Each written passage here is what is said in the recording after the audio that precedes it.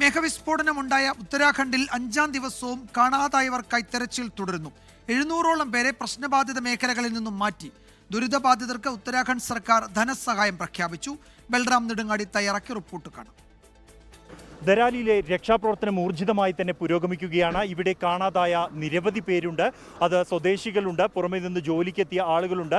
ഇവർ കാണാതായ ആളുകൾക്ക് വേണ്ടിയുള്ള തെരച്ചിൽ, മനുഷ്യ ജീവനുകൾക്ക് വേണ്ടിയുള്ള തെരച്ചിലാണ് ഈ ദുരന്ത ഭൂമിയിൽ ഇപ്പോഴും പുരോഗമിക്കുന്നത്. അതിന് സൈന്യം തന്നെയാണ് ഈ ഒരു തെരച്ചിലിന് നേതൃത്വം നൽകുന്നത്. ഓപ്പറേഷൻസ് कैसे चल रहा है?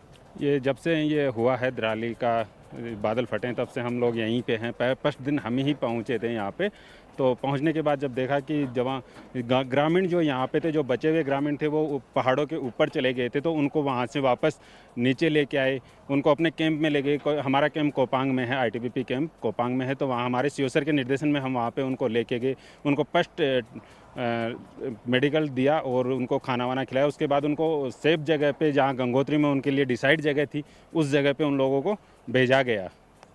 इधर आपको सबसे बड़ा चैलेंज क्या है?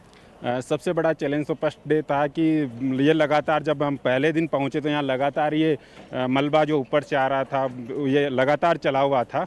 तो उसमें हमने थोड़ा रेस्ट किया, रुके, देखे.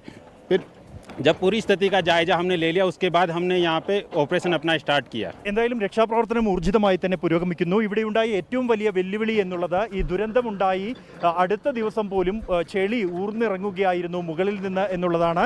അതുകൊണ്ട് തന്നെ തെരച്ചിൽ പോലും നടത്താൻ കഴിയാത്ത അത്രയും അപകടകരമായ ഒരു സാഹചര്യമായിരുന്നു. ഇപ്പോഴും ഇവിടെ ഈ കല്ലുകൾ പുതഞ്ഞു നിൽക്കുന്ന ചെളി, അത് 2 ദിവസം ലഭിച്ച വെയിലിനെ തുടർന്ന് അല്പം ഉറച്ചിട്ടുണ്ടെങ്കിലും ഇപ്പോഴും അത്യന്തം അപകടകരമായ ഒരു സാഹചര്യം തന്നെയാണ് ഇവിടെ ഉള്ളത്.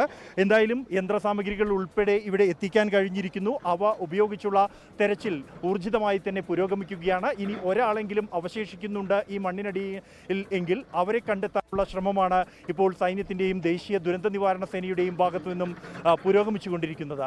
ജോഗേഷ് സിംഗിനൊപ്പം ബൽറാം നെടുങ്ങാടി, 24 ദരാലി. ലോകത്തെവിടെയായാലും ഏത് സമയത്തും 24 വാർത്തകളും ഓഗ്മെന്റഡ് റിയാലിറ്റി പാക്കേജുകളും എക്സ്പ്ലെയിനറുകളും വിശദമായി കാണാൻ ഞങ്ങളുടെ യൂട്യൂബ് ചാനൽ നിങ്ങൾക്ക് സബ്സ്ക്രൈബ് ചെയ്യാം.